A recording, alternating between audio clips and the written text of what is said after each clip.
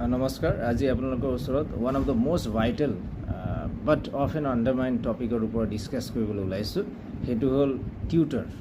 এতিয়া আমি চবেই জানো 2017 এক্ট অফ প্ৰভিঞ্চিয়েলাইজেশ্যনৰ হিচাপত আমাৰ অসম চৰকাৰে কিছুমান টিচাৰ্ছক টিউটৰ হিচাপে এপইণ্ট কৰিছিলে। কিয়নো তেওঁলোকক আমি কৈছিলোঁ যে you do not fulfil the required qualification of a teacher.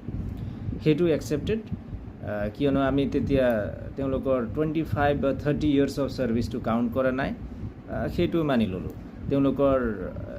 তেওঁলোকে কেনেকৈ সেই টিনিয়ৰ 25 বা 30 ইয়াৰ্ছ পেনিলেছ ছাৰ্ভিচৰ টিনিয়ৰত চলি আছিলে, সেইটো আমি কাউণ্ট কৰা নাই। তেওঁলোকে আইদাৰ টিউশ্যন নহ'লে কিবা সৰু সৰু বেপাৰ বাণিজ্য কৰি পেলাই নিজৰ ঘৰ চলাইছিলে আৰু তাতে তেওঁলোকে শিক্ষাদান কৰি আছিলে। সেইবিলাক আমি আণ্ডাৰমাইন কৰিলোঁ, তাতো কোনো আপত্তি নাই।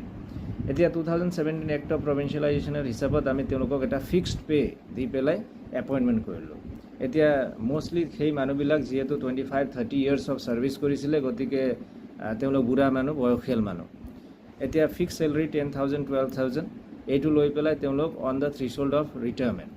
তেতিয়া হিমন্ত বিশ্ব শৰ্মা ডাঙৰীয়াই কৈছিল যে তেওঁলোকক 10 লাখ টকাকৈ আফটাৰ ৰিটায়াৰমেণ্ট দিয়া হ'ব বা পষ্ট ৰিটায়াৰমেণ্ট। এতিয়া সেইবিলাক মানুহক 10 লাখ টকাটো আমি দিয়া নাই, নাম্বাৰ 1। নাম্বাৰ 2, তেওঁলোকৰ যিটো কিবা পেঞ্চন বা এইবিলাক ক্ষেত্ৰত ৰেমুনাৰেশ্যন, এমিউমেণ্ট যি কওক, সেইবিলাকৰ কথাও আমি পোৱা নাই, কিয়নো আমাৰ নিউজ চেনেলছবিলাকে বা কেবিনেটে তেওঁলোকৰ কথাটো বা তেওঁলোকৰ ছাবজেক্টটো স্পেচ দিয়া নাই। গতিকে এইবিলাক টিচাৰ্ছবিলাকৰ আইৰনিটো কি বা ট্ৰেজেডিটো কি যে তেওঁলোকে আনক টিচিং কৰিছে ঠিকেই, কিন্তু তেওঁলোকে নিজৰ ল'ৰা ছোৱালীক হায়াৰ এডুকেশ্যন দিব পৰা নাই, কিয়নো তেওঁলোকৰ টকা পইচা নাই। হায়াৰ এডুকেশ্যনটো তেওঁলোকৰ ল'ৰা ছোৱালী বঞ্চিত হ'ল। তেওঁলোকে আনৰ ল'ৰা ছোৱালীক বিভিন্ন ষ্ট্ৰাটা অফ ছ'চাইটি, বিভিন্ন ষ্ট্ৰাটা অফ প্ৰফেশ্যন, বিভিন্ন প্ৰফেশ্যনেল কৰি পেলালে। এতিয়া যি সময়ত আমাৰ গাঁৱে ভূঞে ইলেক্ট্ৰিচিটি নাছিলে, ইলেক্ট্ৰিক পোষ্ট নাছিলে, সেই তেনেকুৱা ৰিম'ট এৰিয়াত তেওঁলোকে বাঁহ বেৰেৰে স্কুল সাজি পেলাই মানুহৰ মাজত ৰে অফ হোপ এটা এষ্টাব্লিছ কৰিবলৈ সক্ষম হৈছিলে। কিন্তু আমি সেই চববিলাক এতিয়া সেই 2017-18 সেই টিনিয়ৰতে পাৰহেপছ, ইফ আই ৰিমেম্বাৰ ৱেল, কিছুমান 2-4জন তেনেকুৱা টিচাৰ, ভেঞ্চাৰ স্কুল টিচাৰ্ছবিলাকক নিউজ চেনেলত মাতি পেলাই ক্ৰছ কুৱেশ্যনিং কৰি পেলাই তেওঁলোকৰ মেৰিট হিচাপত জেনেৰেলাইজ আণ্ডাৰষ্টেণ্ডিং দিলোঁ যে এইবিলাক মানুহবিলাক একেবাৰে কোৱালিফাইড নহয়, ইণ্টেলেকচুৱেলছ নহয়। কিন্তু কিমান কি ইণ্টেলেকচুৱেলছ মানুহবিলাক এনেকুৱা চাকৰি কৰি এতিয়া গুচি গ'ল। এতিয়া এইবিলাক মানুহৰ এতিয়া না ঔষধ খাবলৈ পইচা, না ঘৰ পোহপাল দিবলৈ পইচা, কিয়নো তেওঁলোকৰ ল'ৰা ছোৱালীবিলাকো সেই কম্পিটিটিভ হ'বলৈ যিটো কোৱালিটিৰ প্ৰয়োজন, সেই কোৱালিটিটো ল'বলৈ সক্ষম হোৱা নাই, কিয়নো তেওঁলোকে তেনেকুৱা প্ৰফেচনেল ডিগ্ৰী, ডিপ্ল'মা বা হায়াৰ এডুকেশ্যন ল'বলৈ তেওঁলোকৰ পেৰেণ্টছে, তাৰমানে সেই টিউটৰজনে নিজৰ ল'ৰা বা ছোৱালীকেই পৰা নাই।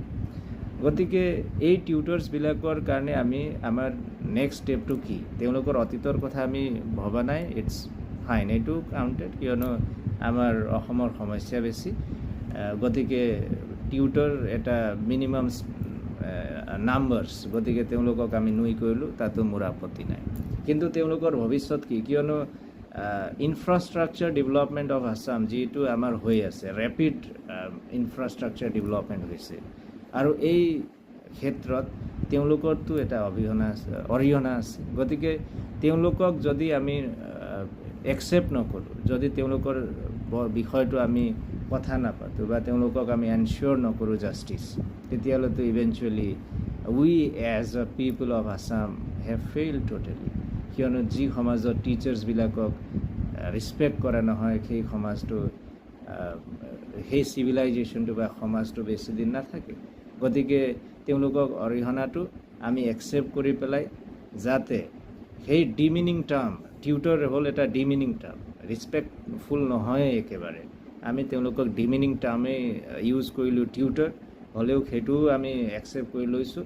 কিন্তু তেওঁলোকক স্পেচ দিয়ক, তেওঁলোকৰ কথা কওক, তেওঁলোকক যাতে জাষ্টিছ দিয়ক, কিয়নো এটলিষ্ট তেওঁলোকে যাতে সুখেৰে বা শান্তিৰে উইথ ছেটিছফেকশ্যন যে উই ৱৰ্কড ফৰ দ্য নেশ্যন, সেই হিচাপত যাতে তেওঁলোকে এই সংসাৰক বিদায় জনাব পাৰে বা যিমান যি কেইদিন তেওঁলোক বাচি থাকে এটলিষ্ট ছেটিছফেকশ্যনটো আহক তেওঁলোকৰ মনত।